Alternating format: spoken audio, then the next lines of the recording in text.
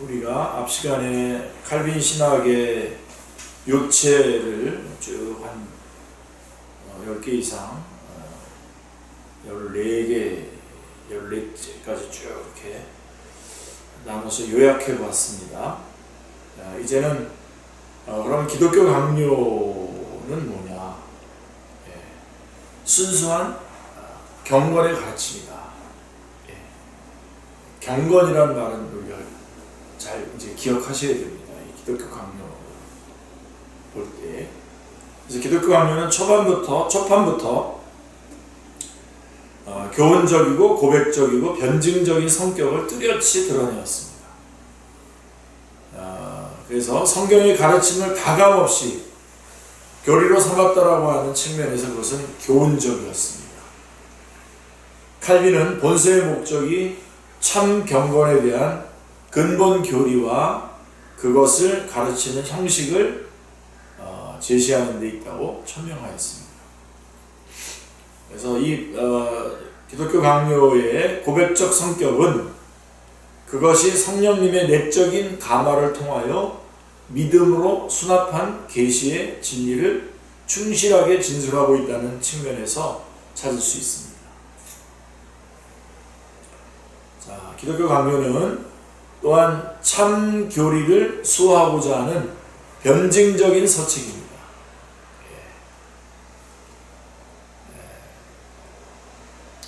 교훈적이고 고백적이고 변증적이다.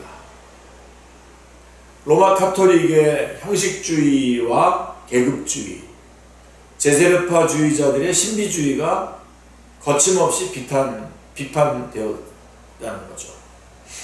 당시의 철권 국왕인 프란시스 1세에게 본서를 헌정하며 그가 참 진리로 돌아설 것을 권고했다는 사실 자체가 이러한 변증적 취지를 잘 예시하고 있습니다.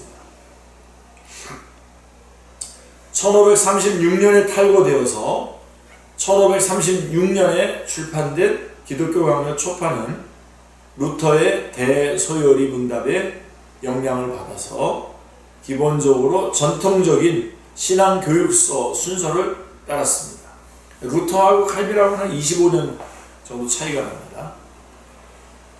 그 영향을 받은 거죠. 그럼에도 불구하고 칼빈은 종교적 관용, 로마 카톨릭의 잘못된 성례들, 그리스도인의 자유, 그리고 교회와 국가의 관계 등 민감한 그 변증적 주제들을 함께 다루었습니다. 초판은 신약성경의 4분의 3 분량으로 절 구분 없이 6장으로 구성되었습니다. 그래서 초판의 1장은 장구별이 있었던 거죠. 초판 제1장은 십계명을 중심으로 한 율법 교리에 할애되었습니다. 십계명이 거의 중심이었고요. 제2장은 사도신경 해설을 통하여 신앙의 개념과 조목을 다루는 데 집중되었습니다. 그리고 3장은 기도에 관한 바른 이해를 제시했고요. 4장은 성례의 개론, 성례 중에 세례에 대해서, 또 유아 세례에 대해서, 성찬에 대해서 이렇게 그런 순서로 다루었습니다. 그리고 제5장은 잘못된 로마 카톨릭이라고 그래야죠. 그냥 카톨릭 그러면 그거는 우리 교회 자체가 카톨릭이 있잖아요. 카톨릭. 그래서 로마 카톨릭, 잘못된 로마 카톨릭의 성례를 비판하는 데 할애되었습니다. 이 사람들은 칠성례라고 하지 않습니까? 마지막 6장은 총 6장으로 되어 있는 초판, 그 마지막 6장은 그리스도인의 자유교리를 다루면서 교회와 국가 관계가 입법권, 사법권, 재판권 측면에서 자세하게 전개되었습니다. 그래서 기독교 강요는 칼빈의 생애 동안 라틴어와 불어로 계속 증보 편집되어 라틴어로만 5판이 나왔고요. 나왔습니다. 저명한 칼빈 신학자 부누아에 의하면 기독교 강요의 발달은 유기적이었습니다. 그것은 한 지체가 자라면 몸 전체가 동시에 자라는 생명체의 성장과 같은 것이었습니다. 무슨 말이냐면, 자, 이렇게 1539년 제2판 기독교 강요에서 칼빈은 새로운 주제의 장을 신설하거나 초판의 본문을 여러 장으로 분할하여 더욱 조직신학적인 체계를 갖추었습니다. 그래서 저는 우리 교리학교에서도 조직신학을 먼저 한번 조직신학의 개론에서 신학서론이라고 하는데, 이거를 한번 뭐 다음 달이든지 12월 달이든지 한번 했으면 좋겠다, 그런 생각이 듭니다. 그래서 지금 20개의 주제로 이렇게 우리 커버넌트 교회 유 목사님께서 해놓은 게 있는데요.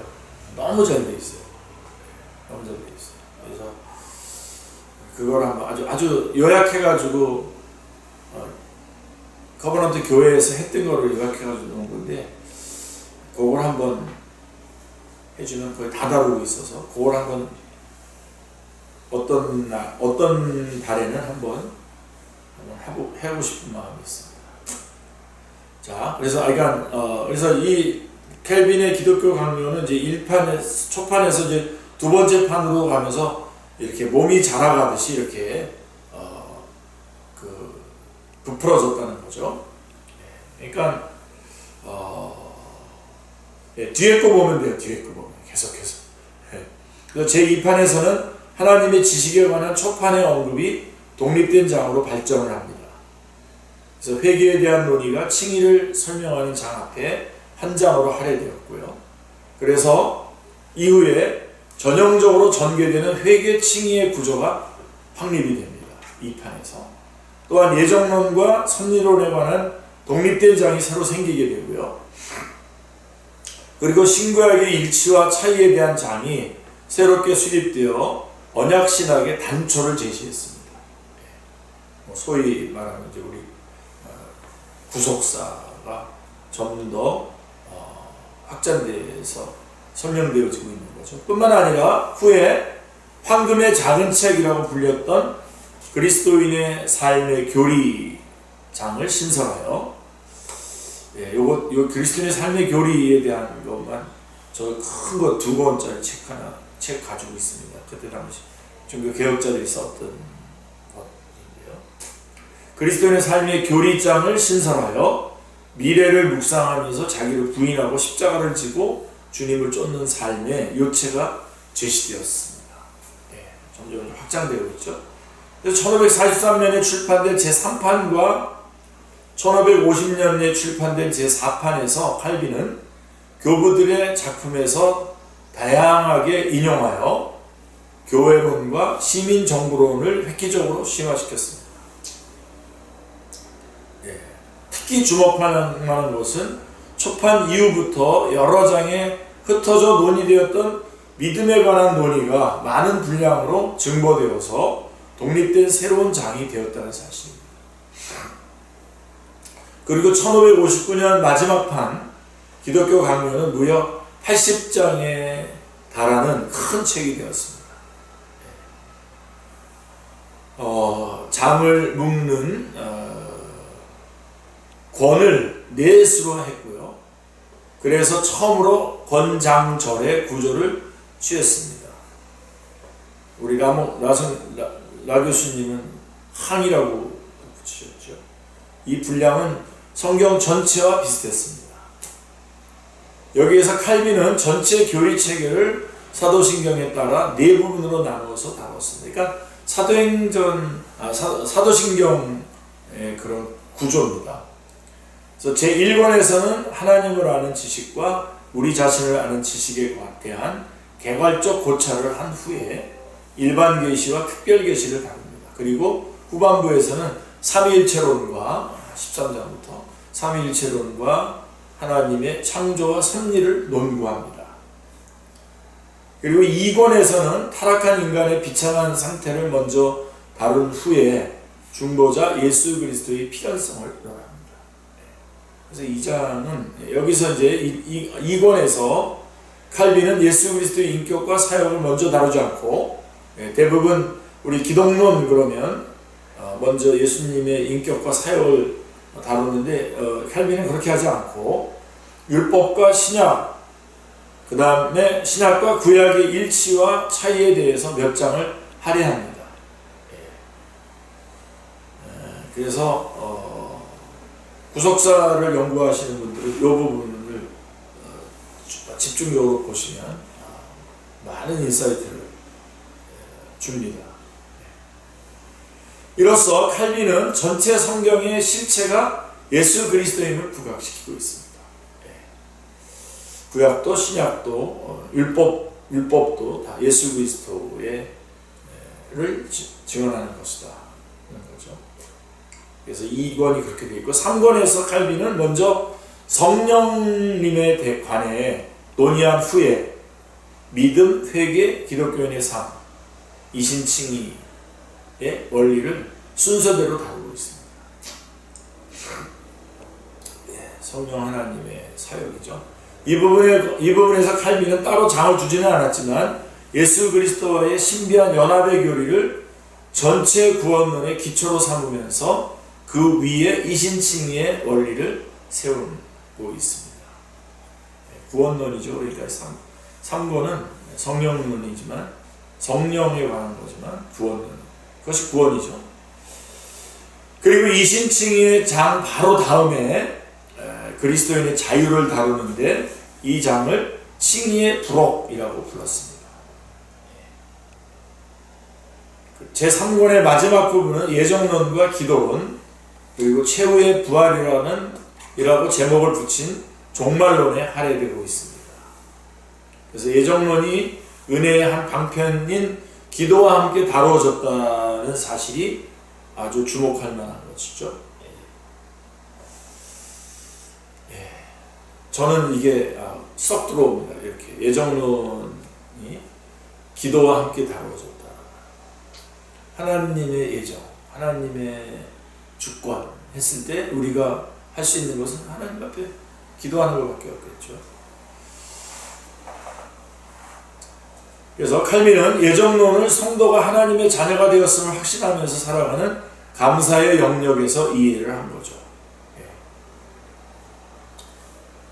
우리가 받은 구원이 감사의 제목이냐 아니면 내가 내 힘으로 구원받았기 때문에 내가 뭔가 주장할 수 있는 자리에 서게 되는 건가 아니라는 거죠. 자, 종말론적인 언급이 구원론과 교회론 사이에 나타나는 것은 마지막 판에 기독교 강요가 사도신경의 순서를 그대로 따른 것이 아님을 보여준다라고 이렇게 말하고 있습니다. 얘기합니다. 사도행전의 사도신경의 그 골격을 따라하는 거지만 이 부분에서 좀 다른 모습을 보여주고 있죠. 칼빈에게 있어서 종말론은 미래를 묵상하고 자기를 부인하며 십자가를 지고 예수 그리스도를 쫓는 성도의 삶을 사는 우리에게 지금 의미 있는 교리로서 이해가 됩니다. 지금 우리에게 필요한 거라는 거죠. 그리고 이제 제4권은 교회론과 시민 국가론을 다루고 있는데요. 칼빈의 독특한 부분입니다. 이게 뒤에 시민 국가론 같은 거는 교회와 국가 모두 입법, 행정, 사법의 관점에서 논구되었습니다. 특히 가시적 교회와 비가시적 교회를 함께 논의하면서 참 교회는 양자에 대한 바람직한 인식을 통해서 그 일치를 추구해야 함을 전체 문맥에서 도도하게 강조하고 있습니다. 그러니까 보이는 교회가 보이지 않는 교회와의 그 일치해야 함을 계속해서 강조하고 있는 거죠. 교회는 수직적인 진리와 수평적인 사랑이 모이는 바로 그 점에서 이해되고 있습니다. 그리하여 성례의 언약성과 공동체성이 함께 강조되었습니다. 마지막으로 한 장을 할애해서 다룬 시민 국가에 대한 교리도 이러한 가시성과 비가시성, 수직성과 수평성의 기초에서 전개되었습니다. 자, 그러면 이제 마무리해볼게요. 칼빈 전체적인 오리엔테이션 한번 정리해 볼게요. 칼빈 개혁신학. 자, 칼빈의 사상은 그를 잇는 개혁주의자들에 의해서 더욱 정치하게, 정결하게, 정치하게 교리화된 것이 사실이지만 단지 개혁신학의 효시로서만 의의를 갖는 것은 아니다.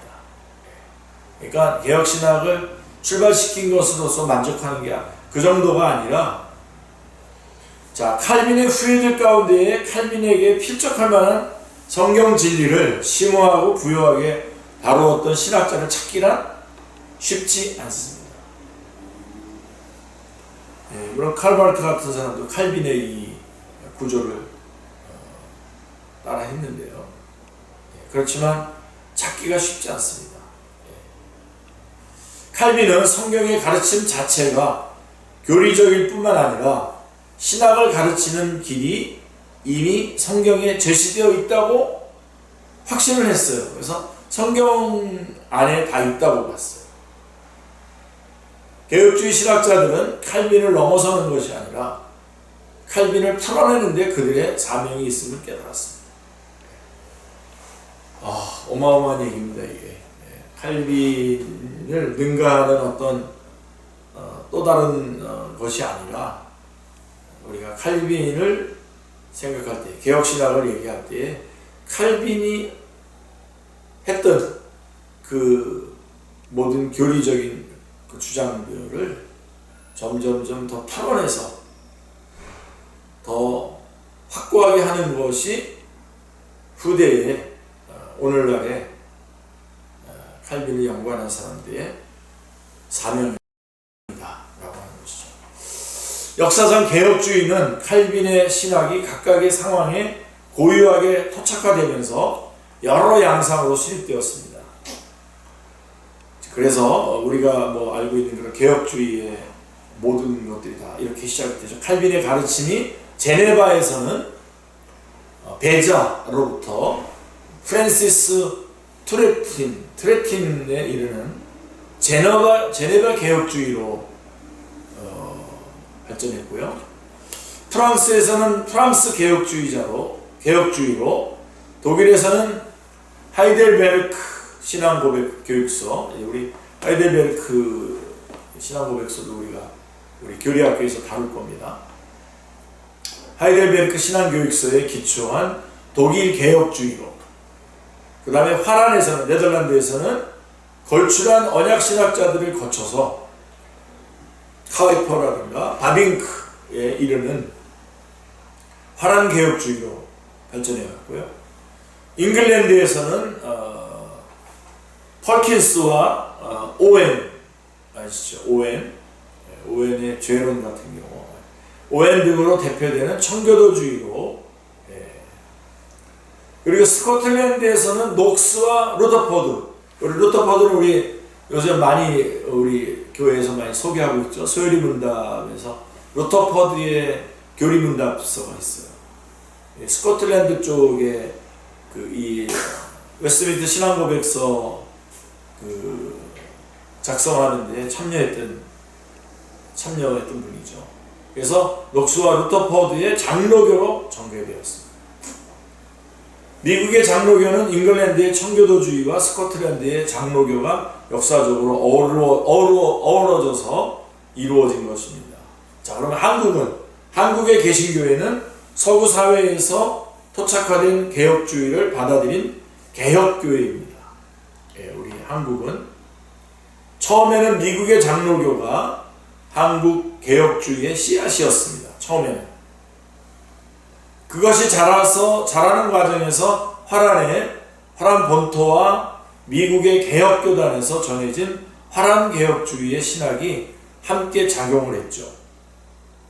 그래서 한국 장로교회는 웨스트민스터 신앙고백서와 우리 웨스트민스터 신앙고백서 다 공부할 겁니다. 웨스트민스터 신앙고백서, 그 다음에 대요리문답, 소요리문답 다 배울 겁니다.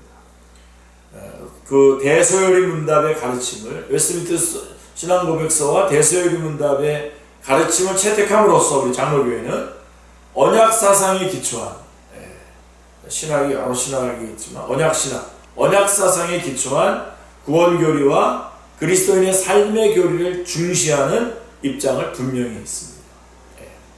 특히 우리 칼빈이 강조했던 특별 은총과 함께 일반 은총의 교리를 심화시킴으로써 교회 내에서뿐만 아니라 사회와 국가에 대한 삶의 헌신이 강조되었습니다. 오늘날 교회에 팽배해 가고 있는 세속주의와 종교다원주의는 기독교의 근간을 위협하고 있습니다. 자, 우리가 왜 다시 칼빈이냐, 왜 기독교 강요냐? 오늘날 바로 이런 세속주의와 종교다원주의가 기독교의 근간을 위협하고 있기 때문입니다.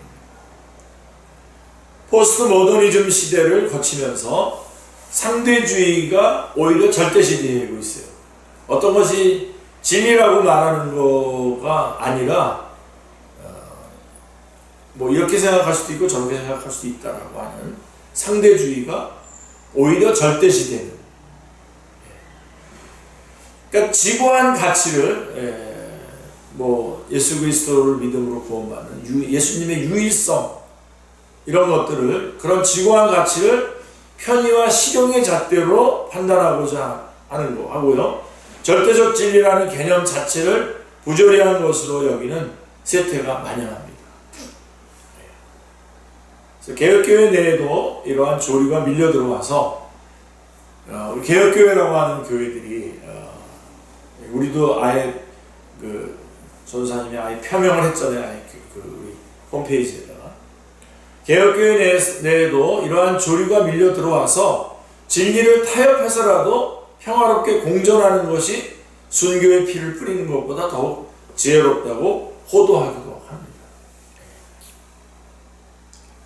기독교의 고유성이 종교적 배타성으로 치부되기도 합니다. 성경의 계시성을 부인하고 교회를 이성주의, 인본주의로 이끌고자 하는 경향이 더욱 현저해지고 있습니다. 인문학 그런 거예요, 요즘. 인문학 같은 걸 안 다루는 목사는 꼴통 목사처럼 취급해요.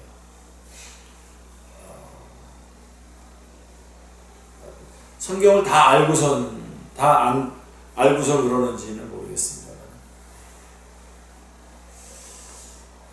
우리 동네, 우리 여기에 근처에 그 영화를 가지고 성경을 설명해야 된다라고 하면서 그런 목사님들 계셔요. 감리교 목사님.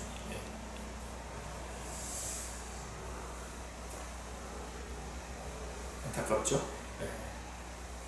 굳이 왜 나갔다 들어옵니까? 바로 그냥 성경을 가리키면 되지. 네. 자, 오늘날 한국교회는 성경 말씀의 심오함과 부요함이 배어나오는 참교리를 정립하고 이를 교회와 성도의 삶과 신앙에 적용시켜야 할 역사적 소명을 안고 있습니다. 거기에 우리 축제교회가 서 있습니다. 우리가 칼빈으로 돌아가 다시 이곳으로 나와야 할 소위가 바로 이유가 여기에 있는 것이죠. 칼빈 신학은 이미 극복되었다거나 지금 극복되어야 할 그 무엇이 아니라 여전히 추구되고 심화되어야 할 그 무엇입니다. 그래서 우리는 다시 칼빈으로 돌아와야 되고 칼빈의 기독교 강요로 돌아와야 됩니다. 그래서 이건 지난번에 우리 교리학교 시작하면서 말씀을 드렸지만 기독교 강요 시작하면서 한번 말씀드렸지만 좀 더 추가하고 좀 설명을 넣어서 오늘 다시 한번 이 앞 시간에 한번 다뤘고요. 그 후에 이제 저희가 그 다루었던 그 이제 30주제 문병호 목사님이 30주제로 이렇게 기독교 강요를 요약해 놓은 거에 그 주제를 좀 우리가 요 두 시간에 지난번에도 했지만 한번 다시 설명을 하고 난 다음에 세 번째 주제, 그러니까 첫 번째 주제는 생명의 지혜에 대해서 하나님을 아는 지식, 우리 자신을 아는 지식에 대해서 첫 번째 시간에 배웠고, 두 번째가 하나님의 자녀들을 위한 특별한 학교로서 성경에 대해서 배웠고, 이제 세 번째로 오늘 세 번째 주제를 이제 오후 시간에, 다음 시간에 바로 한 5분 쉬었다가 바로 하겠습니다. 말씀과 성령님, 이렇게 친히 말씀하신 하나님의 말씀 이렇게 쭉 넘어가도록 하겠습니다. 잠깐 저기로 가서 30주제로 가십시다.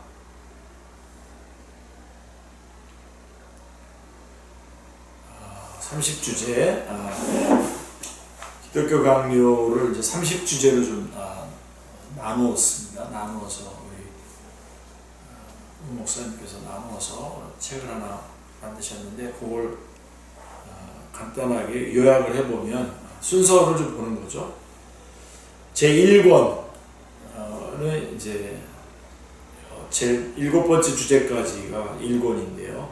성부 하나님, 스스로 계신 창조주 하나님, 삼위일체 하나님. 그래서 제 첫 번째 주제가 1권 1장 1절에서부터 1권 5장 15절까지로 쭉 되어 있습니다. 그래서 생명의 지혜, 하나님을 아는 지식과 우리 자신을 아는 지식. 그래서 거기에서 계시와 일반 계시. 그래서 두 가지 지식, 참 지식의 길, 그 다음에 지식, 경건의 기원이다. 그 다음에 알려주심으로의 암이 이제 첫 번째 주제입니다. 생명의 지혜. 그래서 이 1권 1장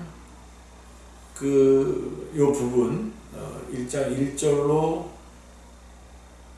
5장 15절까지 1권 1장 1절에서 1권 5장 15절까지 이 부분을 다른 거 읽는 것보다 한 2배 정도 읽는 게 좋습니다. 먼저 좀 더 많이 여기를 아주 익숙하게 아는 게 좋습니다. 그 다음에 이제 두 번째 요거는 우리가 지난달에 한번 다루었고요. 두 번째 주제가 성경입니다. 성경. 1권 6장 1절에서 1권 7장 5절까지 두 번째 주제인데 성경입니다.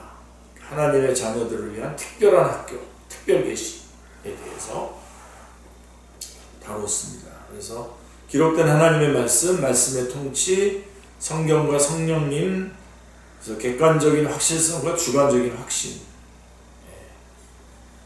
대해서 얘기했고, 이제 그 다음에 세 번째 주제가 이제 두 번째 주제의 뒷부분과 물려서 같이 계속해서 특별계시에 대해서 말씀하고 있는데 성령님과의 관계에 대해서 말씀하고 있습니다. 그래서 1권 8장 1절에서 1권 9장 3절까지 그래서 말씀과 성령님 친히 말씀하시는 하나님의 말씀, 그래서 말씀의 영감, 성경의 자기 증거, 말씀과 성령님의 고리이신 예수 그리스도, 이렇게 저희가 볼 겁니다. 그래서 오늘 요 부분 할 거고요. 뒤에 거는 이제 간단하게만 설명드린다면 네 번째 주제가 삼위일체 하나님에 대한 것이고요. 다섯 번째 주제가 피조물에 대한 것입니다. 그리고 여섯 번째 주제가 사람. 여기도 굉장히 중요하죠. 1권 15장 1절부터 8절에 사람에 대해서. 그리고 제 7번째 주제는 영원히 현존하시는 하나님의 손, 섭리에 관한 부분을 다루고 있습니다. 그래서 그게 1권이고 2권은 8번째 주제부터 14번째까지의 주제인데 성자 예수님, 우리를 위하여 우리를 위하신 구속주 하나님. 그래서 8번째 주제는 원죄와 일반 은총에 대해서, 그 다음에 9번째 주제는 경건하고 올바른 삶의 규범, 그러니까 율법에 대해서 나옵니다. 그러면서 10번째 주제로 가면 이제 복음과 신구약, 그러니까 언약에 관한 부분이 나옵니다. 그래서 구약이나 신약이나 연결되어서 그 언약이 쭉 통일되게 진행되고 있는 구속사를 얘기해 주는 거죠. 그리고 11번째 주제가 예수 그리스도의 중보의 필요성, 그래서 성육신, 예수님의 성육신에 대해서 11번째 주제. 그 다음에 12번째 주제는 위격적인 연합을 통한 양성의 교통, 예수님의 신성과 인성의 교통에 대해서, 그래서 특별히 예수 그리스도의 선지자, 왕, 제사장 직분의 그런 삼중직에 관한 예수 그리스도의 연합을 통한 교통에 대해서 12번째 주제. 그 다음에 13번째가 예수 그리스도의 구속자 직분, 비하와 승기에 대해서, 그 다음에 14번째도 역시 예수 그리스도인데, 예수 그리스도의 대리적 물음, 사랑의 시작은 의. 그래서 그 2권이 그렇게 14번째 주제까지 8번째 주제에서 14번째까지 주제. 그 다음에 3권이 이제 15번째 주제에서 24번째 주제까지 성령님입니다. 우리 안에 오신 보혜사 성령님, 보혜사 하나님. 3권이 저는 아주 더 많이 지금 달려가고 싶습니다. 제 15번째 주제가 성령님, 성도와 예수 그리스도의 연합의 띠. 그 다음에 16번째 주제가 믿음입니다. 믿음, 감화와 확신. 그래서 믿음에 관해서 16번째 주제고, 17번째 주제는 중생으로서의 회개, 옛사람의 죽음과 새사람의 삶, 회개와 중생에 대해서. 그리고 18번째 주제는 성도, 그리스도인의 삶, 성도의 삶에 대해서 미래를 묵상하며 자기를 부인하고 십자가를 지고 주님을 쫓는 삶에 대해서. 그 다음에 19번째 주제가 이신칭의의 주제입니다. 죄사함과 예수 그리스도의 의의 전가. 요거만 다뤄서 한 저는 하여간 갑자기 교수님의 이 부분만 직접 다룬 그 책을 보면서 십자가와 부활의 그 중요성, 부활의 그 모습을 굉장히 많이 그 은혜를 받았던 기억이 납니다. 지금도 그 책 또 읽으라고 꺼내놨습니다. 앞쪽으로. 무슨 산 목사님. 그렇게 좋은 책. 그 다음에 20번째 주제가 성화. 그러니까 19번째가 칭의, 20번째가 성화. 그 다음에 이제 우리 칼빈의 신학의 요체 중에 하나인 성도의 자유. 이 21번째 주제가 그리스도인의 자유에 대해서, 하나님의 말씀을, 하나님의 뜻을 순종하는 것이 그리스도인의 자유다라고 하는, 여기도 한번 빨리 다루고 싶습니다. 22번째 주제가 믿음의 중요한 훈련, 기도가 나옵니다. 기도. 그 다음에 23번째 주제가 하나님이 예정, 하나님의 기쁘신 뜻에 따른 영원한 작정. 그래서 예정에 관한 어떤 그런 선택과 유기, 이런 것들이 다 나오죠, 여기.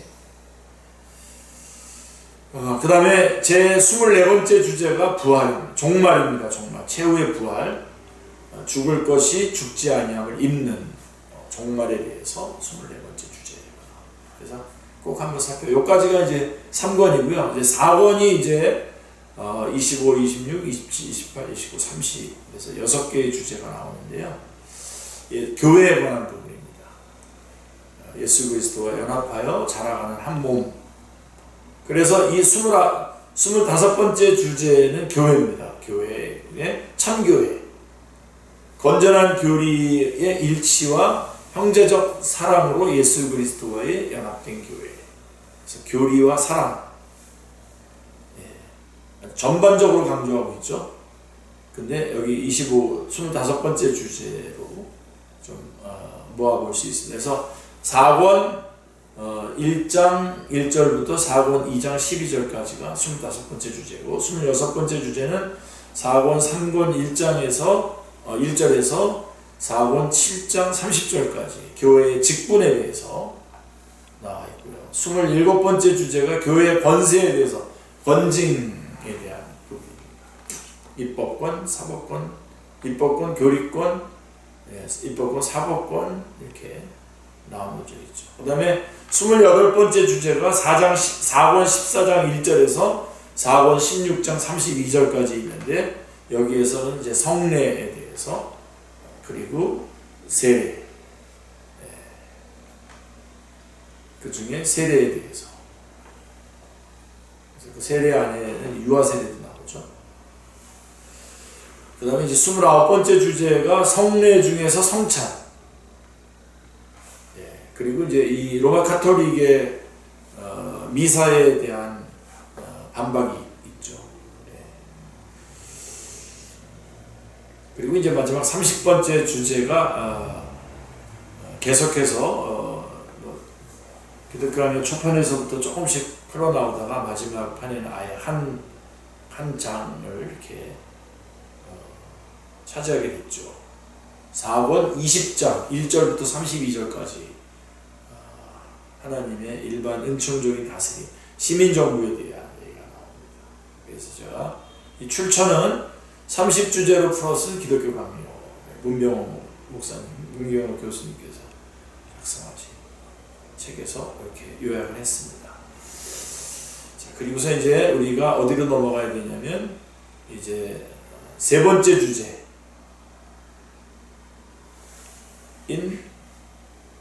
주제인 기독교 강요 우리로서는 5번째 시간. 찾으셨나요? 말씀과 성령님.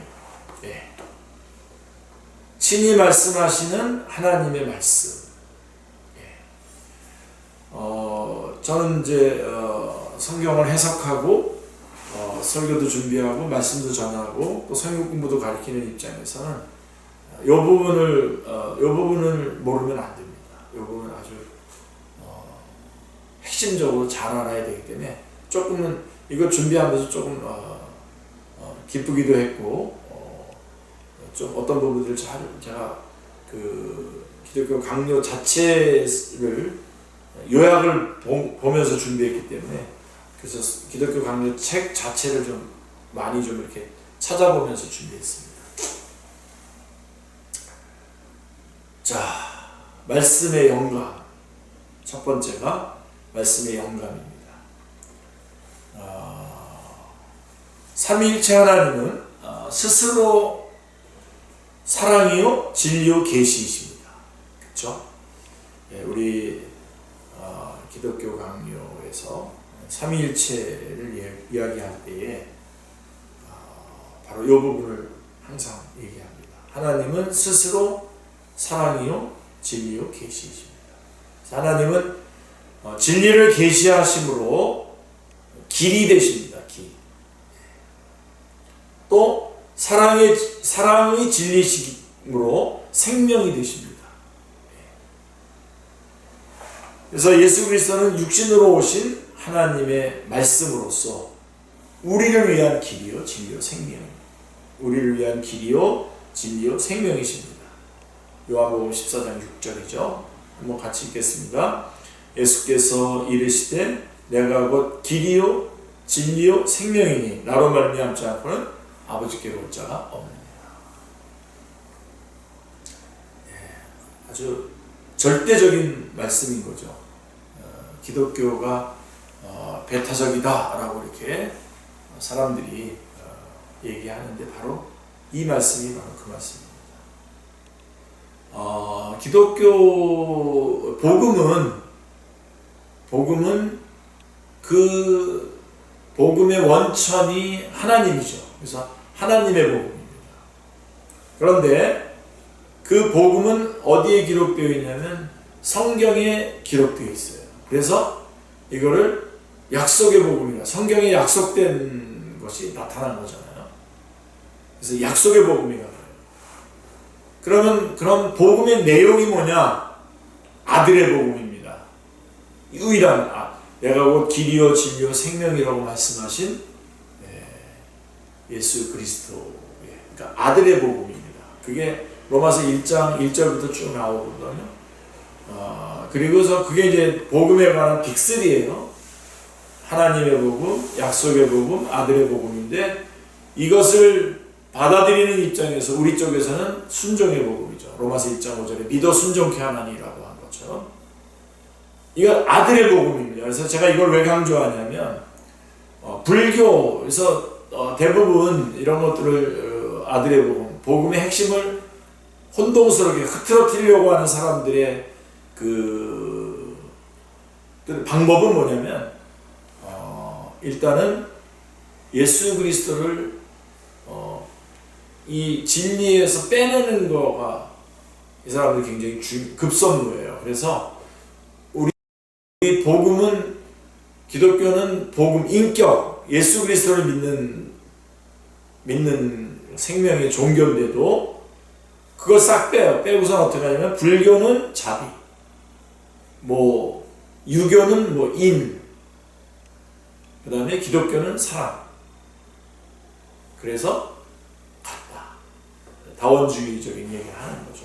근데 성경은 요한복음 14장 6절은 뭐라고 얘기합니까? 유일한 길이라는 겁니다. 예수 그리스도가. 내가 곧 길이요 진리요 생명이니 나로 말미암지 않고는 아버지께 못 자오니 I am the way, the truth, the life. 그래서 정관사 도를 써서 I am a way, 여러 길 중에 한 길이 아니라 유일한 길은 하나밖에 없는데 그게 바로 예수님 나라는 거죠.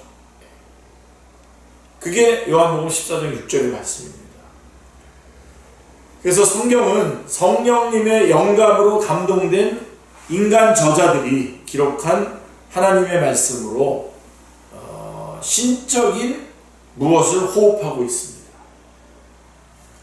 우리 디모데 후서에 나와 있는 것처럼 God's breath, 하나님의 그 호흡이 같이 있는 겁니다. 하나님의 감동으로 되었다는 거죠. 그래서 모든 성경이 하나님의 감동으로 되었다라고 하면 항상 그래서 여기에 성령님이 항상 함께 오는 거죠. 디모데후서 3장 16절에서 모든 성경이 하나님의 감동으로 되었다라고 하는 것은 하나님이 성경 기록자들을 감화시켜서 말씀을 정확무하게 기록하게 하셨다는 사실. 이걸 갖다가 계시 기록의 영감이라고 해요. 기록의 영감이라고 그러고, 그러니까 그거가 우리가 믿는 겁니다. 우리 성령님께서 하나님께서 성령님을 통해서 성경 기록자들이 잘못 쓰지 않도록 정확하게 기록하도록 역사하셨다는 겁니다.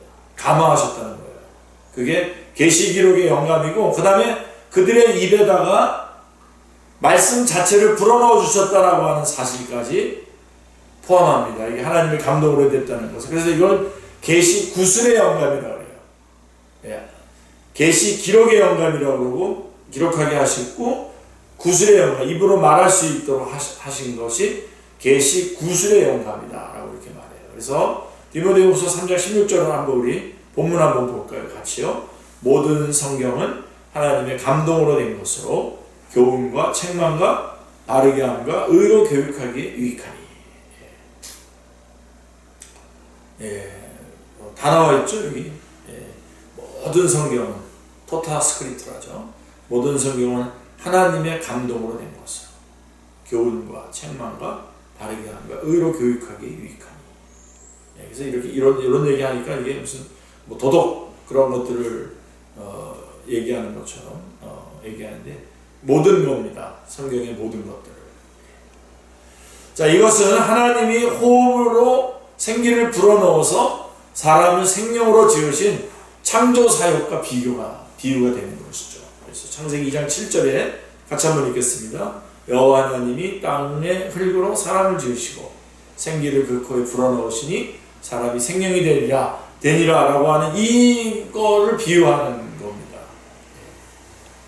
이렇듯 성경에는 신적인 어떤 것이 숨쉬고 있기 때문에, 그러니까 우리 성경 말씀을 성경 말씀을 신성시에서 우상화라는 하면 안 되고요.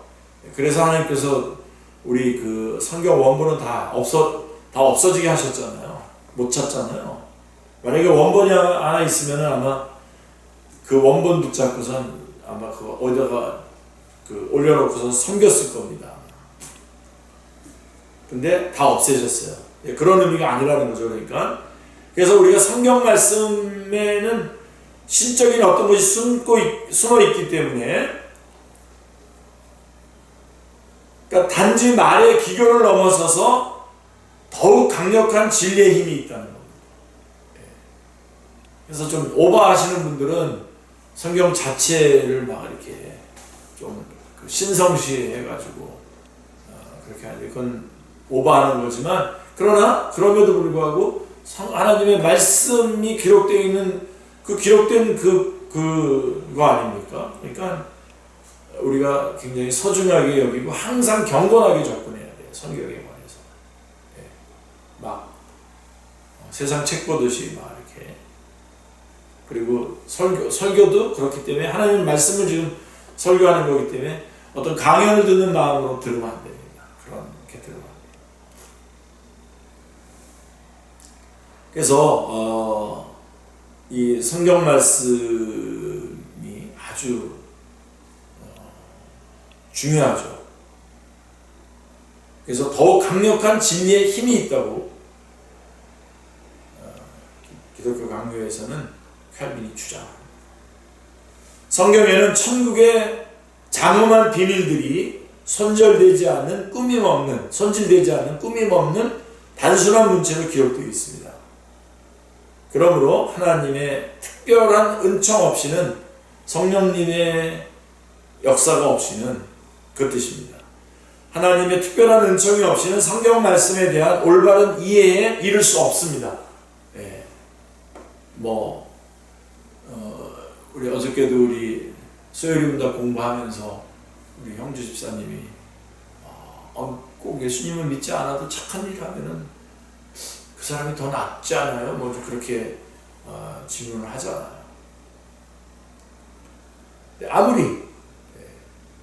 아무리 뭐 그 지혜로서 박사의 박사라고 하더라도 이런 하나님의 특별한 은총이 없이 성경을 보면 못 알아듣는, 무슨 뜻인지를 몰라요.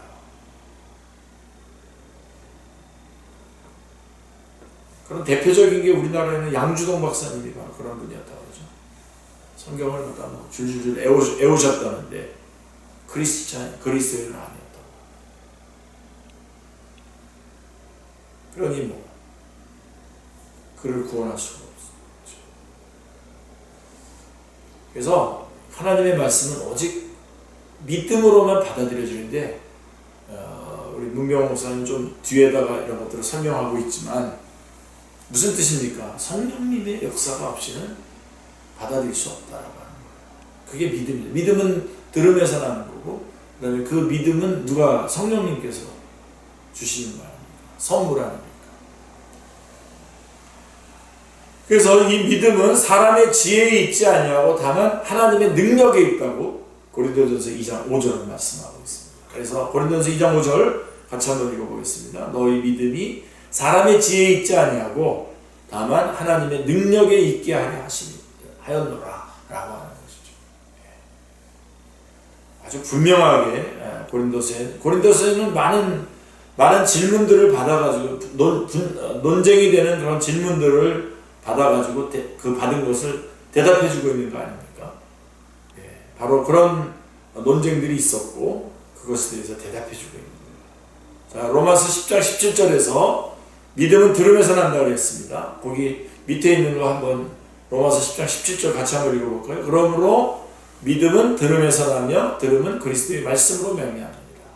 그래서 믿음은 들음에서 나는데 그 들음은 설득력 있는 지혜의 말이 아니라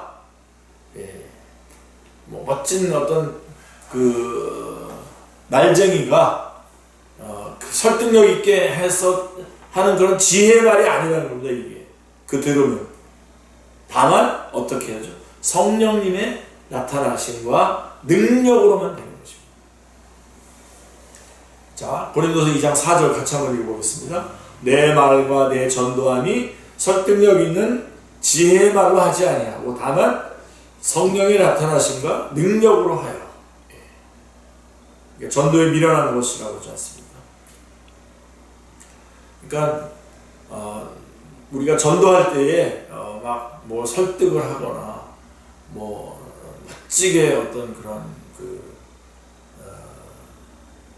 어떤 그 지적인 어떤 거로 뭐 인문학 그런 어떤 것들을 동원해 가지고 이렇게 그런 걸로 아무런 변화도 일어나지 않는다는 겁니다. 성령의 나타나심과 능력으로 하는 거죠. 그러니까 그래서 고린도서는 미련을 떨어라는 거예요. 가서 잘 설명 못하더라도 예수님이 당신을 위해서 십자가에 달려 돌아가셨습니다. 그랬을 때에 그가 하나님 앞에 정해진 자라면 성령님이 역사하시고 움직이주는 거죠.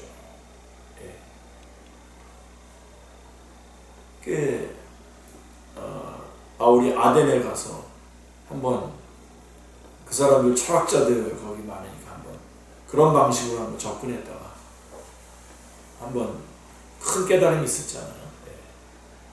오늘날도 마찬가지예요. 오늘날도 똑같습니다.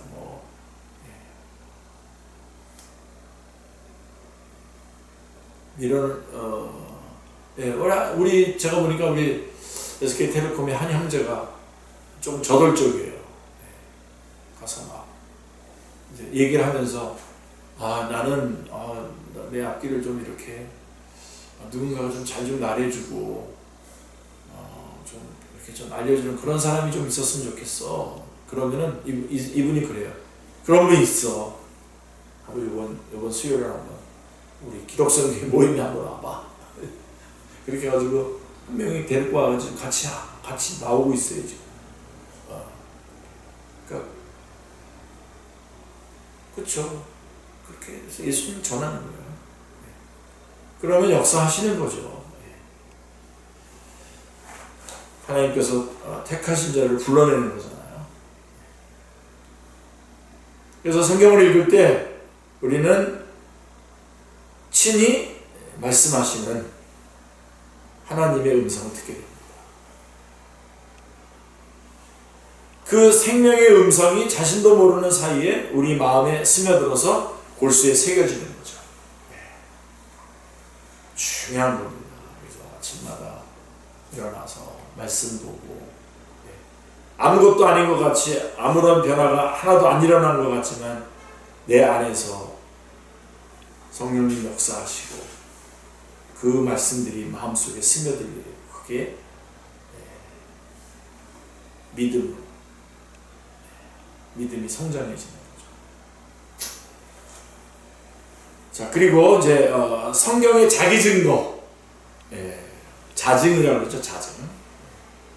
하나님의 말씀은 성령님의 영감으로 기록되었으므로 성령님의 조명과 감화 없이는 우리 가운데 작용하지 않습니다. 성령님이 우리 성경의 그 저자이시 기록하신 하나님의 성령님의 영감으로 기록된 거기 때문에 성령님의 조명과 감화 없이는 우리 가운데 작용하지 않습니다.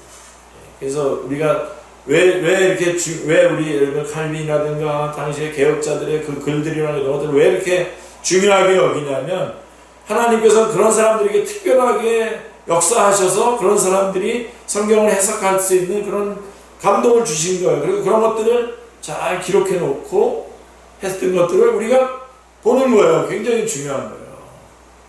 우리 어렸을 때 우리 뭐 어떤 친구들 잘난 척하고 나는 설교 내가 생각해서 준비한다 그러면서 맨날 뭐 생각하는데요. 뭐가 나오겠어요 거기에서.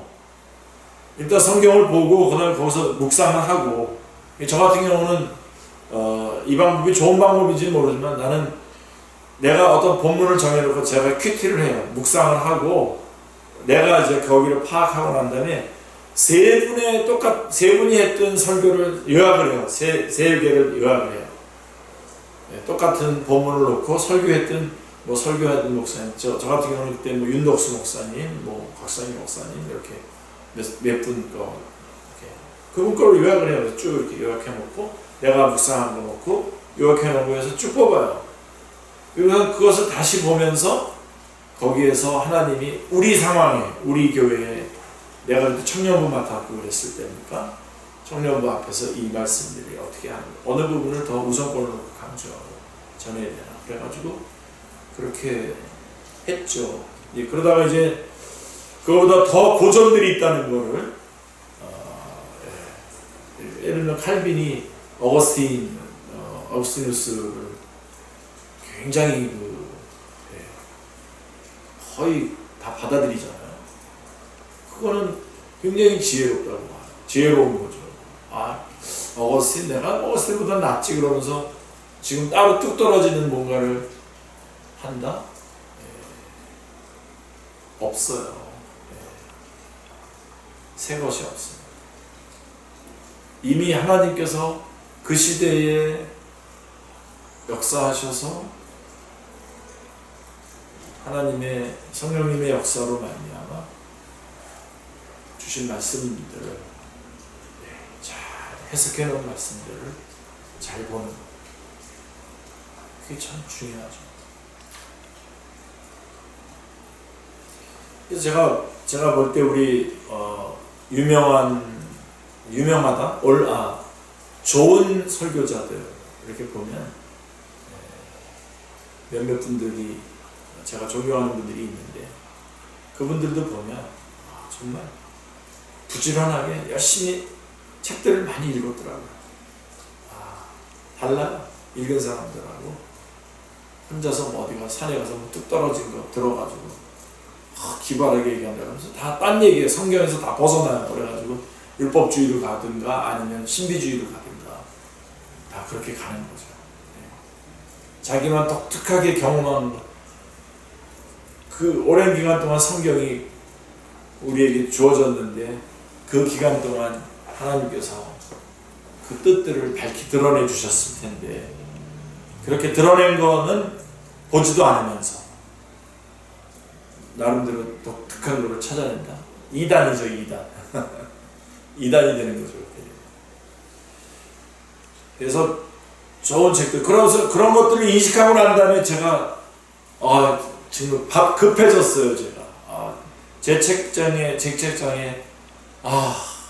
10번 읽었어야 될 책들, 그런 책들이 즐겨하게 있더라고요. 그래서 지금이라도 열심히 하니까 부지런하게 우리 전사님이 계획 짜서 성경 책 읽으세요 그래가지고 제가 좀 짜놨어요. 하나님께서 정말 건강을 청명함을 주셔서 잘 읽어내고 요즘은 그 책들과 이런 것들도 또 언어가 다른 것들도 잘 해석할 수 있는 능력이 이제 많이 있기 때문에 아주 좋습니다. 그래서 열심히 읽어내고요.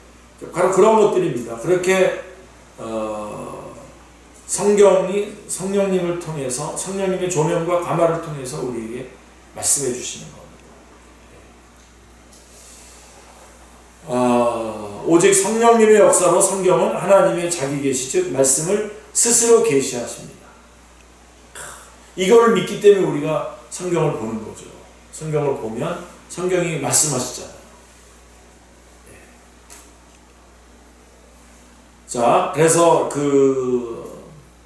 기독교 강요의 그 색깔, 파란 색깔로 제가 이렇게 칠해놓은 건 기독교 강요에 나온 걸 원본 그대로를 했을 때에 아주 기독교 강요에서 중요한 요절입니다. 1권 8장 1절에 같이 한번 읽어보겠습니다. 성경은 외부의 버팀목들로 지지되는 것이 아니라 스스로 자신을 지탱하며 서 있다. 성경에는 천지를 지으시고 지키시며 운행하시는 하나님의 말씀이 기록되어 있습니다. 거기에는 지음받은 피조물 인간으로서는 다 이해할 수 없는 가르침들이 가득 차 있습니다. 그게 1권 8장 2절에 나와 있고요. 성경은 기록된 계시입니다. 자, 계시는 삼위일체 하나님의 존재와 경륜의 비밀을 담고 있습니다. 그 안에. 성경은 그 비밀을 우리의 능력에 맞춰서 계시해 주고 있어요. 스스로 계신 하나님이 처음이자 나중이듯이 그분의 말씀도 스스로 존재하면서 자체 증거로 증언을 합니다. 자증이라고 해요. 자존과 자증. 그러니까 말씀은 스스로 존재하시고 자존하시고 또 스스로를 증거하세요. 자증하세요. 그래서 첫째로 성경은 그러니까 이 바로 자증. 자, 성경은 태고성으로서 자증을 합니다. 태고성. 그러니까 영혼에 속한 거잖아요. 그러니까 시간에 속한 것은 영혼에 속한 것에 대한 증거가 될 수 없어요. 그러니까 영혼에 속한 이 하나님의 말씀이 이 땅에 지금 시간에 속한 것들로 증거가 될 수가 없죠. 그래서 이 태고성으로 스스로 성경 자체가 성경을 증거하는 겁니다. 그러니까 하나님이 물로부터 세상을 지으셨잖아요. 물로부터 세상을 지으시되 시간 가운데서 지은 게 아니라 시간도 지으셨잖아요. 같이. 시간을 포함해서 모든 것을 창조하셨습니다. 그러니까 시간조차도 무에서 유로 창조된 거잖아요. 하나님의 말씀은 시간 너머에 존재하며 스스로 영원히 계시하는 겁니다. 이걸 놓치고 자꾸만 시간 안에다 끌어집어 놓고 우리들의 생각 안에 맞춰지지 않으면 안 되는 것을 맞추려고 막 말씀을 깎아가지고 거기다 집어넣으면 안 된다 이거죠. 따라서 하나님 말씀의 기록인 성경도 그 궁극적인 기원을 영혼에서 찾아야 됩니다. 영혼에서 찾아야지. 그래서 그게 자증성, 태고성입니다. 태고성으로 자증하시는 겁니다. 그리고 두 번째로 성경은 그것을 기록한 인간 저자들의 특성을 통해서 자증합니다. 저자들의 감동. 그러니까 모세의 경우를 보세요. 모세의 경우에는 모세의 경우에서 보듯이 성경의 기록자들은 단순히 하나님이 이적을 전달하는 데 머문 것이 아니라 실제로 자신들이 그것을 체험을 하는 바를 기록해요. 하나님의 율법을 받았을 때 모세의 얼굴에는 광채가 났습니다. 어마어마한 체험이죠. 그리고 그는 하늘 나팔 소리를 들을 수 있었습니다.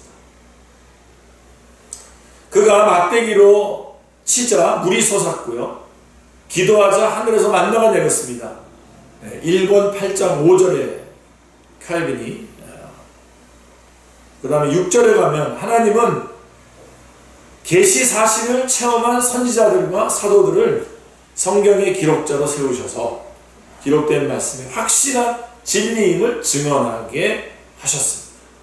그래서 태고성과 더불어서 저자의 감동이 성경의 자증을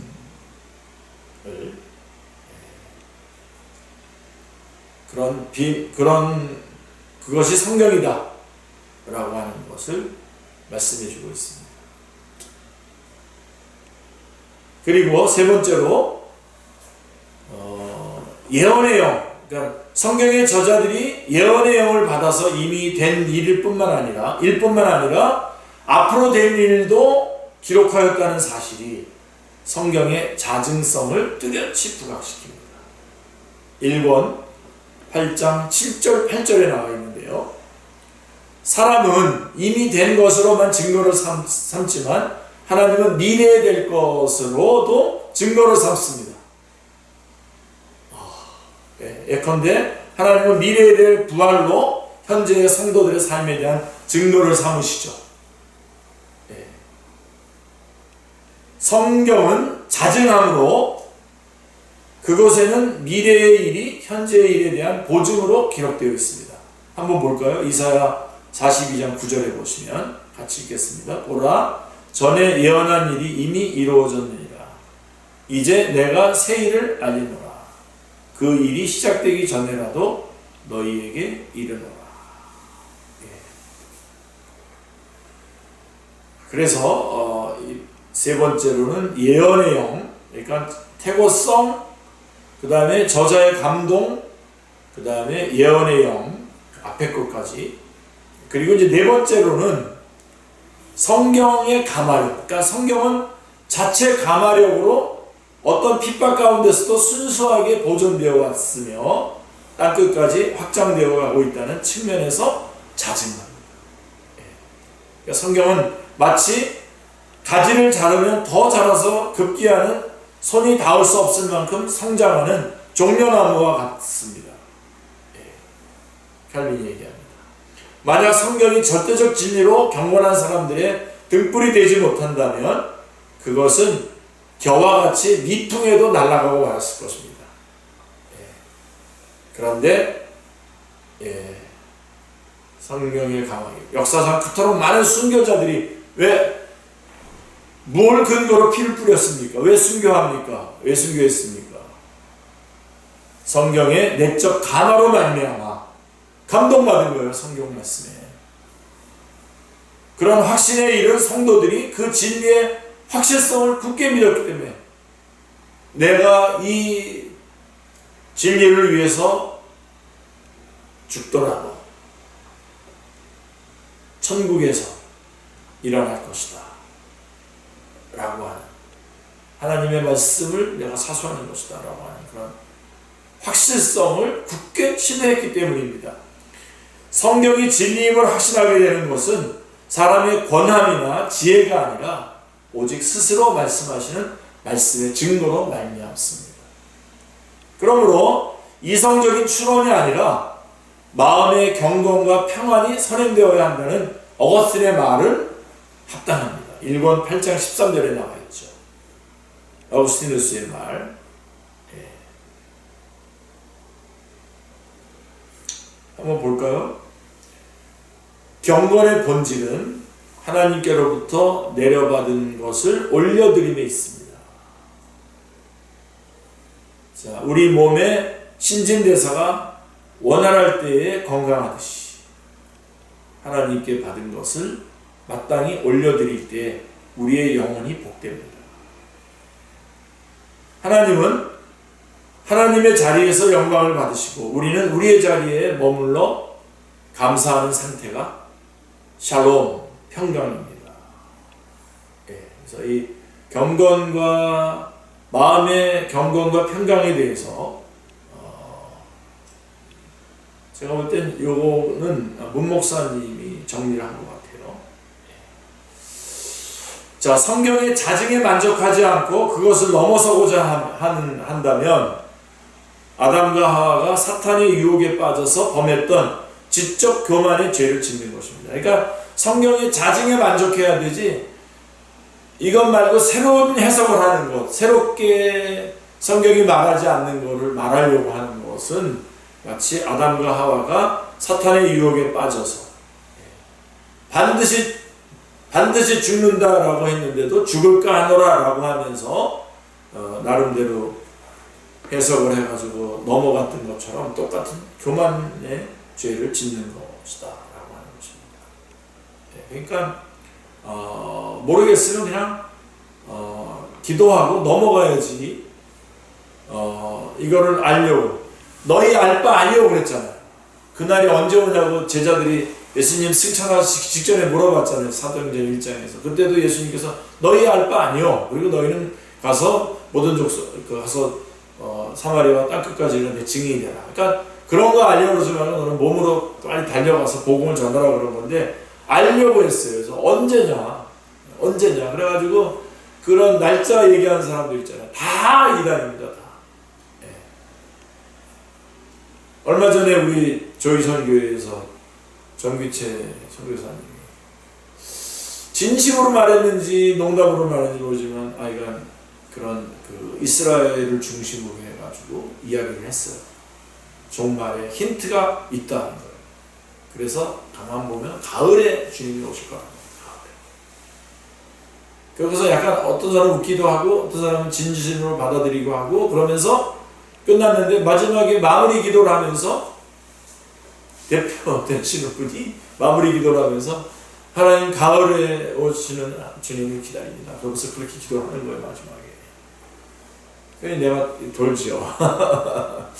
그래서 그 다음에 제가 요한계시록 가지고 설교를 그 다음에 했습니다. 그래서 다시 저걸 했는데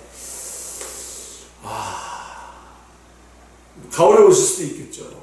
근데 성경에 어떤 근거가 있을까?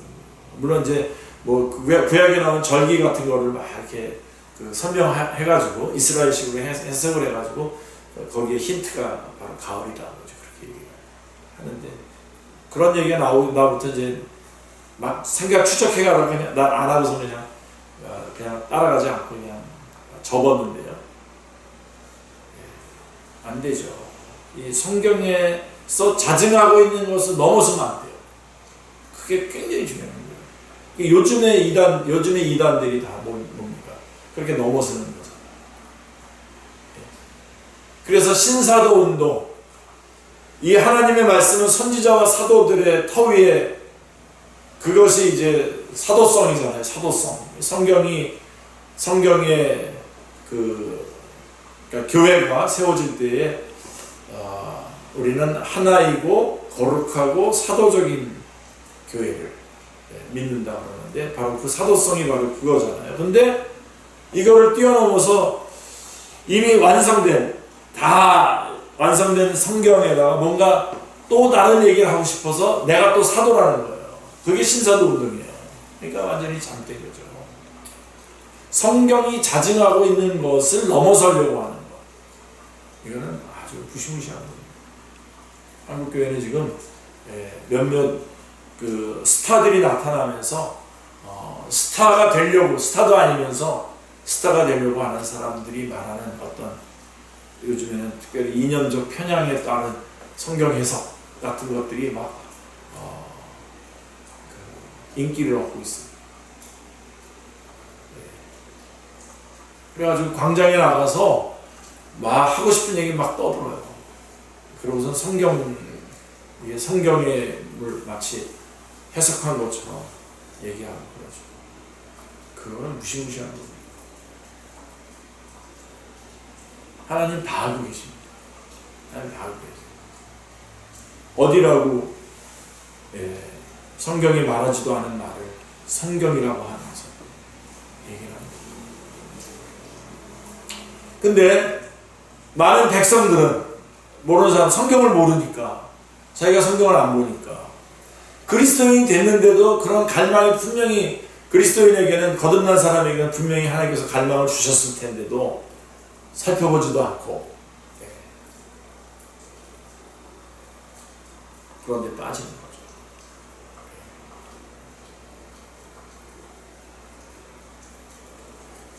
그래서 오늘 이 얘기 하고 싶었어요. 그래서 막 오늘이 오기를 기다렸어요. 성경의 자증에 만족하지 않고 그것을 넘어서고자 하는 아담과 하와가 사탄의 유혹에 빠져 범했던 지적 교만의 죄를 짓는 것입니다. 그러니까 제가 볼 때 다들 사고를 누가 치냐면 그쪽 분야에서 자기가 좀 잘났던 사람들, 특히 뭐 심리학이라든가 상담학이라든가 이런 것들을 했는데 이거를 좀 써먹어야 되잖아요. 교회 안에서. 교회 안에서 써먹을 자리 구석이 한 군데도 없습니다. 그런 것들이.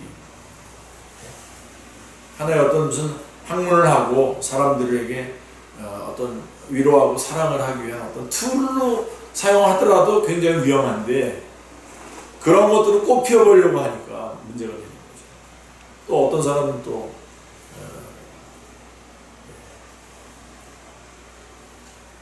그래서 다른 거에 전공했다가 성경으로 들어오면 뭐 좀 그 사람이 좀 더 폭이 넓은 사람이라고 이렇게 얘기하는데 저는 절대로 그렇게 생각하지 않습니다.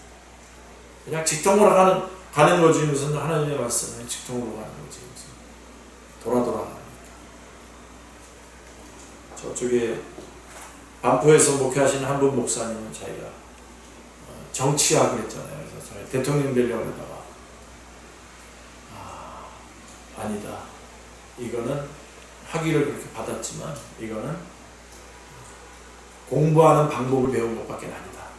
그렇게 하면서 그나마 그분은 착한 거죠. 그렇게 생각합니다.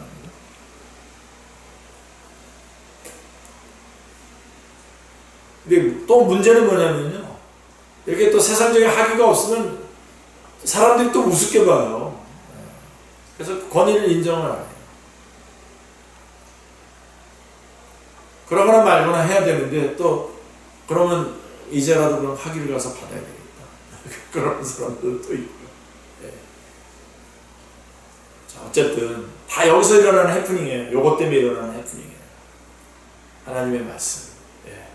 무식하지만 우직하게 하나님이, 뭐 무식하다는 말은 그런 의미가 아니라 세상적인 것들에 대해서 좀 부족하더라도 예수 그리스도가 구주이시고 나는 예수님의 십자가 외에는 나는 전하지 않겠다. 그래서 그가 가지고 있었던, 예를 들어 사도 바울이 그가 가지고 있었던 모든 것들, 그 세상적인 그런 모든 것들을 다 기득권으로 사용하지 않았어요. 바울은. 그거를 하나님의 말씀을 위한 하나의 툴로 사용했다면 했지, 그것으로 자기가 뭔가를 자기를 돋보이는 일에 하나도 동원하지 않았어요. 그런 후예들이 다른 짓을 하다. 이 부분 많이 강조하고 싶었고요. 이제 마무리해 볼게요. 세 번째로 이제 나오는 주제가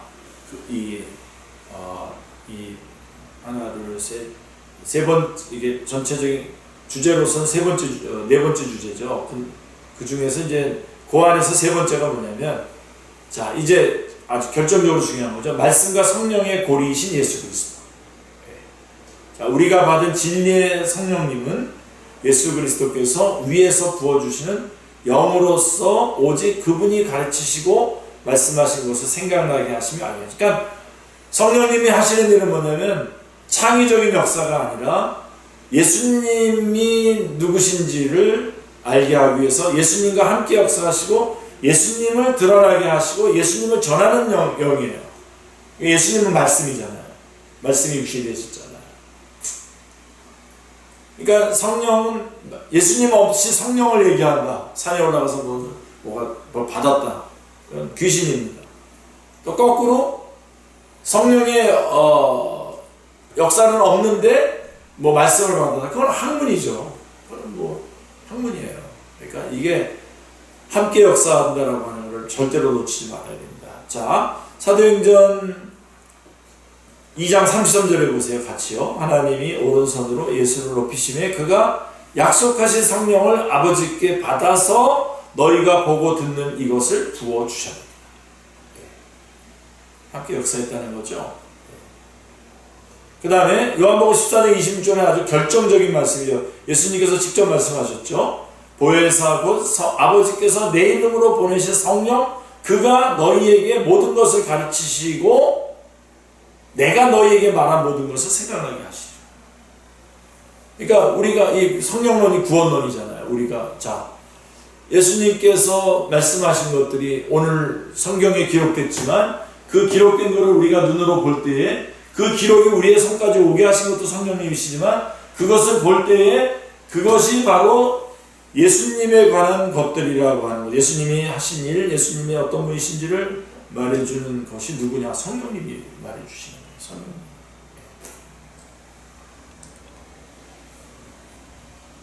자, 그래서 계속해서 다시 한번 읽어보겠습니다. 보혜사 곧 아버지께서 내 이름으로 보내신 성령, 그가 너희에게 모든 것을 가르치시고 내가 너희에게 말한 모든 것을 생각나게 하시리라.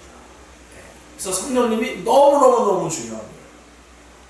성령님 그래서 역사하셔서 말씀을 알게 해주시고 깨닫게 해주시고 깨달은 말씀 감당하게 해주시고 또 이 말씀들이 삶 속에 적용돼서 열매 맺어 하나님 앞에 영광 돌리게 해주시고 주님 오시는 앞에 전하고 증거하는 말씀이 되게 해주시오. 이게 다 성령님이 역사하지 않으면 하나도 할 수 있는 게 없습니다. 그러니 신천지 같은 경우는 그 보혜사 성령님이 누구냐?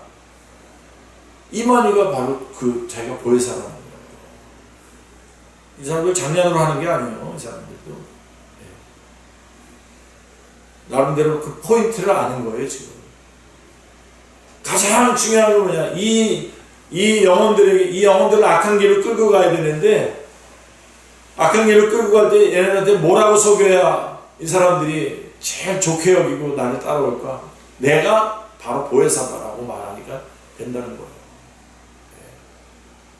만만하게 보면 안 돼요.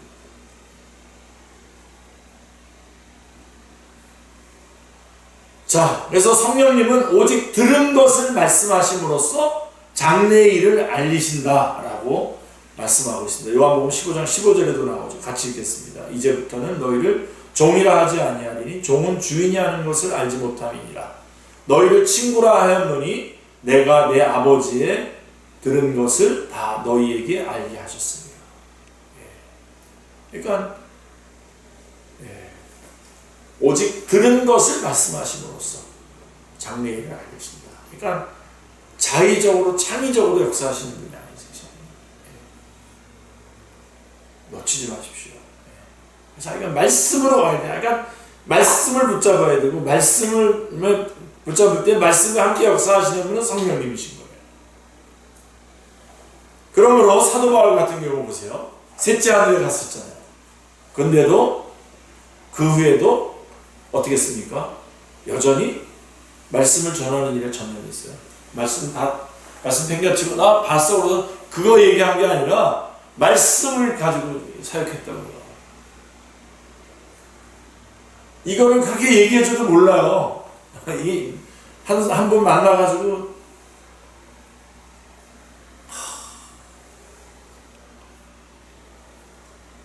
그 열정은 내가 좀 사고 싶은데, 그 다음에는 이거가 아닌데요. 뭐 자기 경험을 얘기하라는데 그게 무슨 기독교예요? 간증 중심의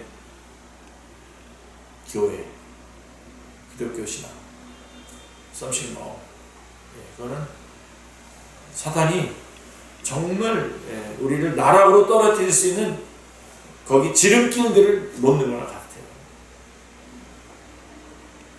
당신의 경험이 뭐가 그렇게 중요합니까? 그 경험이 뭐가 그렇게 중요해요? 하나도 중요하지 않죠.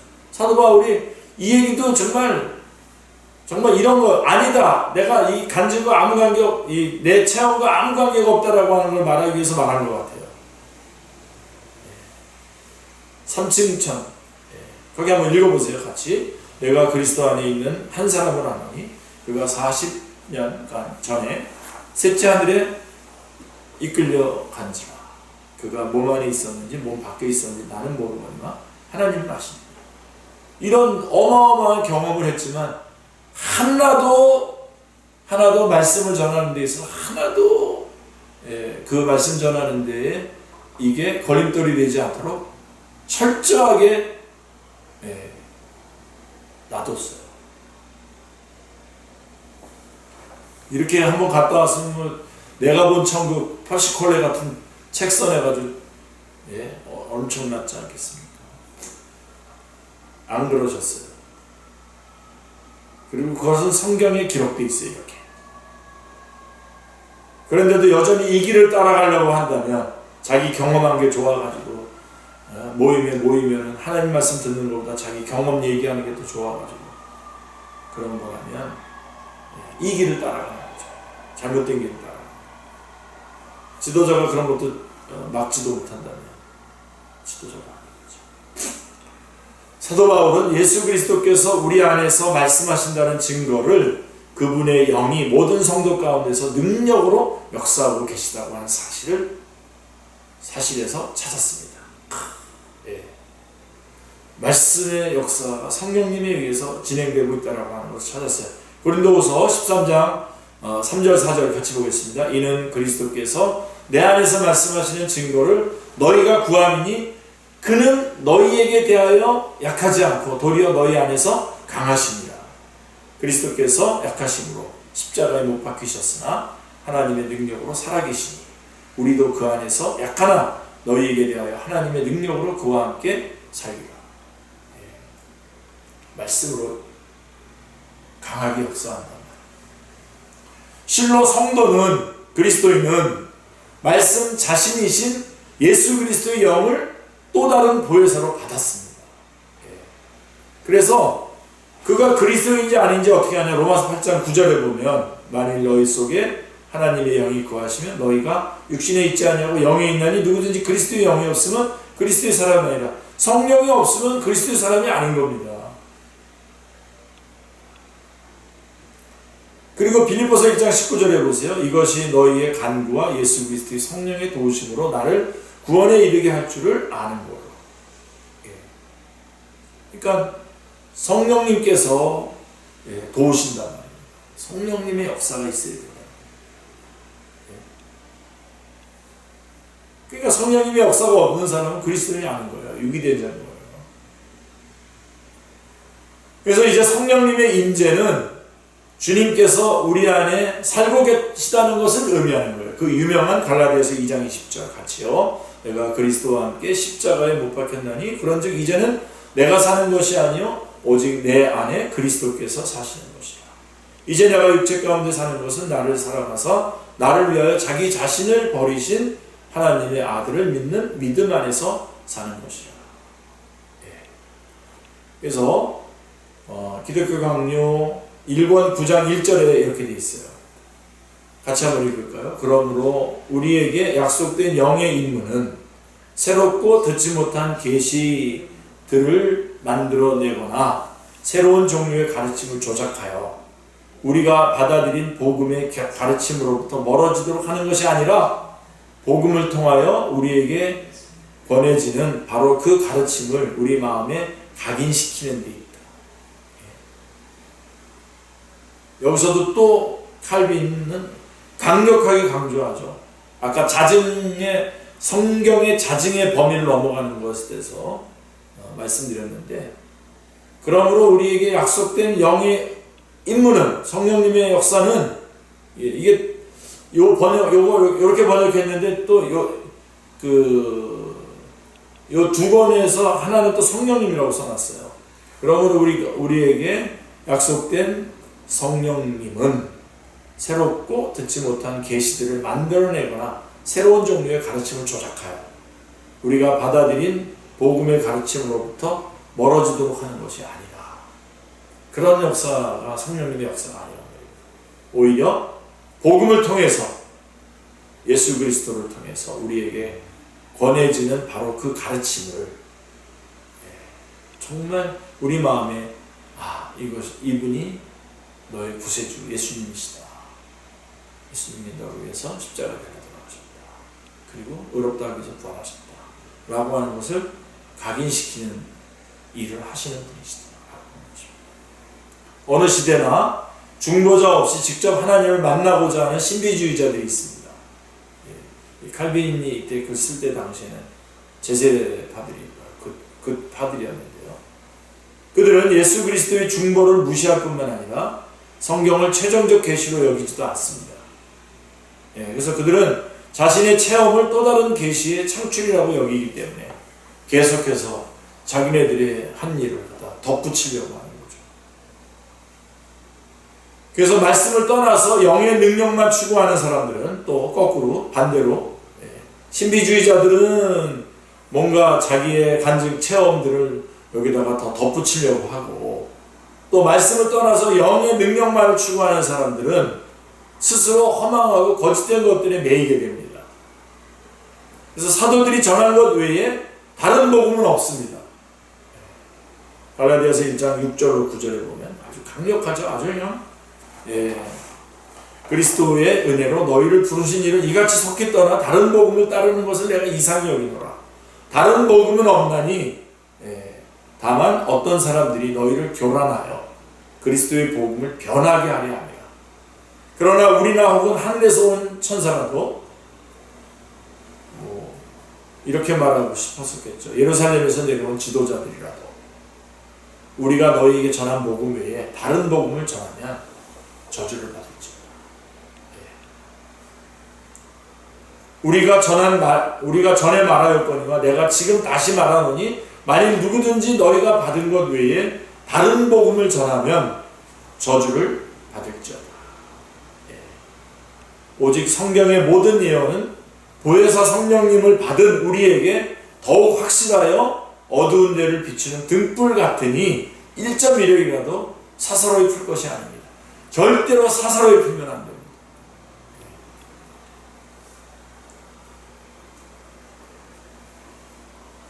그러니까 특별한 얘기했다, 독특하게 얘기했다 그러면 그거는 일단은 접고 보셔야 돼요. 아, 저건 아니다.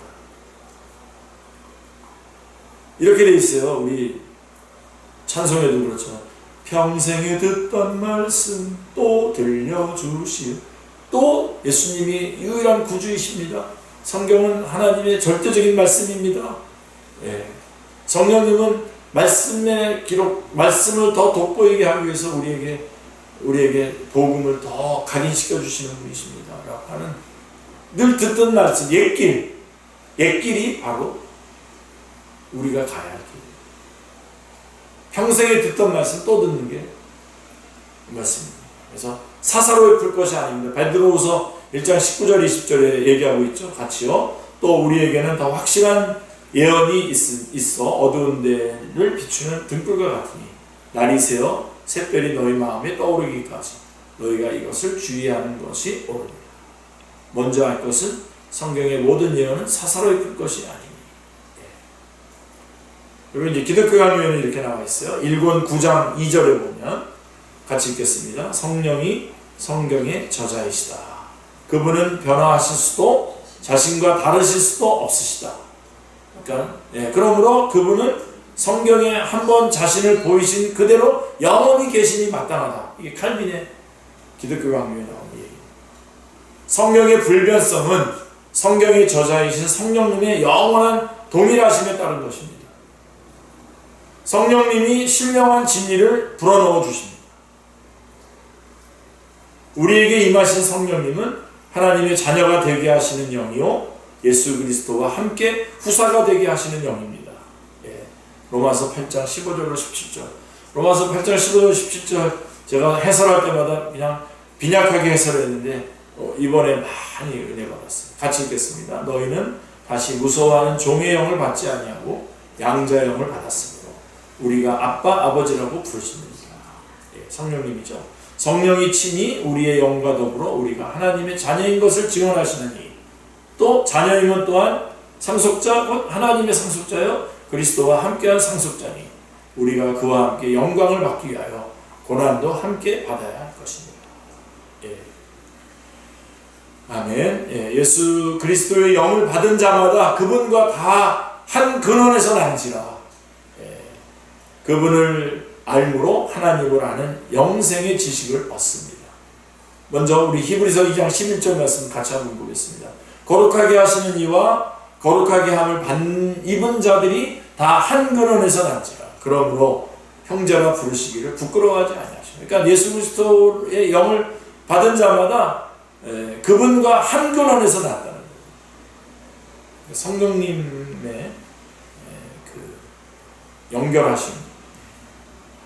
그리고 아까 우리가 살펴봤던 것처럼 그분을 알므로 하나님을 아는 영생의 지식을 얻습니다. 요한복음 17장 3절 유명한 구절이죠. 영생은 곧 유일하신 참 하나님과 그가 보내신 자 예수 그리스도를 아는 것입니다. 그러니까 알고 싶게 하고 간절하게 하고 갈급하게 하겠죠. 그리고 마태복음 11장 27절은 28절, 29절에 밀려서 조금씩 잘 안 보는 구절이지만 오늘 한번 같이 보십시오. 11장 27절 내 아버지께서 모든 것을 내게 주셨으니 아버지 외에는 아들을 아는 자가 없고 아들과 또 아들의 소원대로 계시를 받은 자 외에는 아버지를 아는 자가 없습니다. 그러니까 아버지를 알 수 있는 것 성령님밖에 없다. 그리고선 수고하고 무거운 짐 자들아 나 내게로 와 내가 너희를 쉬게 하리라. 나는 마음이 온유하고 겸손하니 내 멍에를 메고 내게 배우라. 내 멍에는 가볍다. 하나님의 말씀과 하나님의 영이 예수 그리스도에 의해서 하나의 고리로 묶입니다. 이사야 59장 21절 같이 보겠습니다. 여호와께서 이르시되 내가 그들과 세운 나의 언약이 일어나니 곧 내 위에 있는 나의 영과 내 입에 둔 나의 말이 이제부터 영원하도록 내 입에서와 내 후손의 입에서와 내 후손의 후손의 입에서 떠나지 아니하리라 하십니다. 여호와의 말씀입니다. 예, 아멘. 그러므로 예수 그리스도의 영으로 조명되지 않으면 예수 그리스도의 말씀을 받을 수 없습니다. 성령님이 가르치는 것은 예수 그리스도의 자신의 입에서 나오는 말씀이기 때문입니다. 요한복음 16장 15절도 요한복음 14장 15장 16장이 보혜사 성령님에 대해서 예수님께서 말씀하신 예수님의 성령론입니다. 같이 한번 읽겠습니다. 16장 15절 무릇 아버지께 있는 것은 다 내 것이라 그러므로 내가 말하기를 그가 내 것을 가지고 너희에게 알리시리라. 내 것을 가지고 너희에게 알리시리라. 다른 얘기 안 하시는 거예요. 그러니까 예수님 얘기하시는 거죠. 성경 전체가 예수님을 얘기하는 거고 성령은 예수님 얘기를 하겠다는 겁니다. 자, 사도들과 마찬가지로 우리도 끊임없이 하나님의 말씀을 듣도록 부르심을 받았습니다. 그렇죠? 주님 나라 갈 때까지 저는 하나님 말씀 듣기로 원합니다. 그런데 우리도 그렇게 부름을 받았다면 오직 예수 그리스도의 영을 받은 자녀들에게 성경의 문자는 성경의 이 먹으로 쓴 이 글자는 단지 문자에 그치는 것이 아니라 영혼을 소생시키시고 우둔한 자를 지혜롭게 하는 자료입니다. 성경 읽는 사람은 절대로 미련할 수 없습니다. 미련해지지 않습니다. 미련한 그리스도인 이건 있을 수 없는 거예요. 왜요? 성령님께서 성경을 읽는 자들에게 지혜를 주시기 때문입니다. 같이 읽겠습니다. 시편 19편 7절 여호와의 율법은 완전하여 영혼을 소성시키시며 여호와의 증거는 확실하여 우둔한 자를 지혜롭게 하며 그리고 말씀으로 지혜를 깨달은 바대로 전하고 가르치는 영의 직분을 감당하는 자리에 서게 되죠. 말씀을 알고 싶어지고 전하고 싶어지게 돼 있습니다. 우리가 소금을 먹으면 물을 먹고 싶듯이 그렇게 돼 있어요. 그게 영의 직분이에요. 그래서 고린도후서 3장 8절 같이 한번 읽겠습니다. 하물며 영의 직분은 더욱 영광이 있지 아니하겠느냐. 그래서 예수 그리스도의 영의 역사로 말미암아 믿음으로 말씀을 들음으로써 성도는 확실한 경건의 경험을 하게 됩니다. 1권 13장 14절에 나와 있고요. 그리고 1권 10장 2절에 보면 무엇보다도 이러한 경험이라고 하는 교사는 우리 안에 예수 그리스도께서 계심을 확증시켜 주는 것이죠. 고린도후서 13장 5절 같이 보겠습니다. 너희는 믿음 안에 있는가 너희 자신을 시험하고 너희 자신을 확증하라. 예수 그리스도께서 너희 안에 계신 줄을 너희가 스스로 알지 못하느냐. 그렇지 않으면 너희는 버림받은 자니라. 그분의 중보를 통해 하나님의 음성을 명료하게 듣게 하십니다. 자, 1권 9장 3절에 기독교 강요 1권 9장 3절에 켈빈이 이렇게 말합니다. 왜냐하면 같이요. 왜냐하면 주님은 어떠한 고리를 사용하셔서 자신 안에서 말씀의 확실성과 성령의 확실성을 연결시키시기 때문이다. 그렇기 때문에 항상 말씀과 성령님 함께 역사하신다는 사실 절대로 놓치지 마시기 바랍니다. 그래서 말씀에 대한 갈급함 성령님께서 일으켜주시고 그래서 말씀을 열심히 알게 되면 성령님께서 그 말씀을 알게 해주시고 해석해 주시고 깨닫게 해주십니다. 그리고 그 말씀을 전하고 싶어지게 되고 그 말씀대로 살고 싶어지게 성령님께서 역사해 주시는 거죠. 네, 오늘 제가 준비한 건 오늘 거기까지입니다. 전사님 마무리 기도해 주시죠.